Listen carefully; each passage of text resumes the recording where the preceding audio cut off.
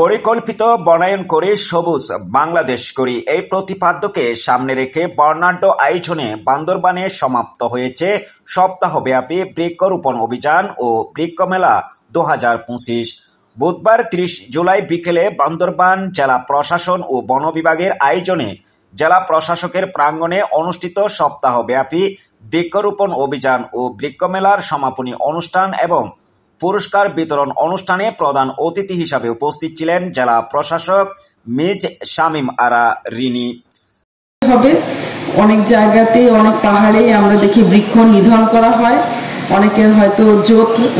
আছে, সেখানে তারা নিয়মিত গাছ কর্তন করেন, কিন্তু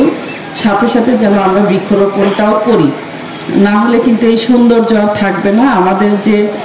রিসোর্স, এই রিসোর্স কিন্তু একসময় শেষ হয়ে যাবে, এই জন্য একে লালন পালন করতে হবে। গাছ তো মানুষের। জেলা প্রশাসক মহোদয় এবং তার অফিসের সকল করেছেন একাধিকবার বন বিভাগের পক্ষ থেকে, এজন্য আমি ডিসি মহোদয় এবং তার অফিসের সকলকে বন বিভাগের পক্ষ থেকে কৃতজ্ঞতা জানাচ্ছি। পাল্প উড প্লান্টেশন বিভাগ বান্দরবানের বিভাগীয় বন কর্মকর্তা মোহাম্মদ তহিদুল ইসলাম এর সভাপতিত্বে সমাপনী অনুষ্ঠানে বিশেষ অতিথি হিসাবে উপস্থিত ছিলেন কৃষি সম্প্রসারণ অধিদপ্তর বান্দরবানের উপপরিচালক এম শাহ নেওয়াজ,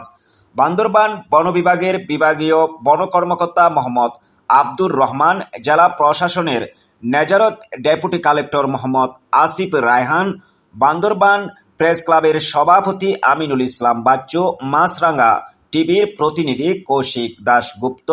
সাংবাদিক মোহাম্মদ আলী, সাংবাদিক Mohammad Shafiq, Mohammad Tuhin Hossain, Osman Gani, Mohammad Ismail, Mohammad Tamjid, Saifullah, Supaul Chakma, Mohammad Asmat, Bandarban Sadar ranger Mohammad Shamsul Haque, pulp wood plantation বিভাগ সদর রেঞ্জার মোহাম্মদ আরিফুল আলম,